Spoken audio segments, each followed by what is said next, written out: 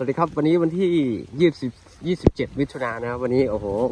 ฝนตกมาช่ำเลยทีนี้น้องมันเราเดี๋ยวจะพามาดูหัวแล้วก็ดูเขื่อนที่เราปั้นไว้นะครับว่ามันจะทำงานหรือเปล่าครับตอนนี้เดี๋ยวมาลุ้นกันตอนนี้ฝนกำลังตกแรงแล้วแบตก็จะหมดเลยครับตอนนี้ตายนี้มันปลูกแซมไว้ครับอีกที่หนึ่งกำลังงอกครับนี่ไงเขื่อนเราเริ่มทำงานแล้วครับผมนี่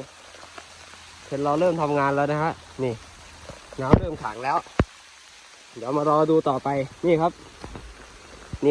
เพราะว่าดินตรงนี้ไม่ค่อยเข้าน้ำนะผมก็เลยปั้นเขื่อนไว้นี่ครับโอ้เขื่อนเริ่มทำงานแล้วฮ่าเขื่อนเราเริ่มทำงานแล้วนะครับเริ่มกระเก็บน้ำแล้วนะเดี๋ยวมาดูหัวกันมาดูหัวเอาต้นนี้แล้วกันนี่โครงสร้างสมบูรณ์ดี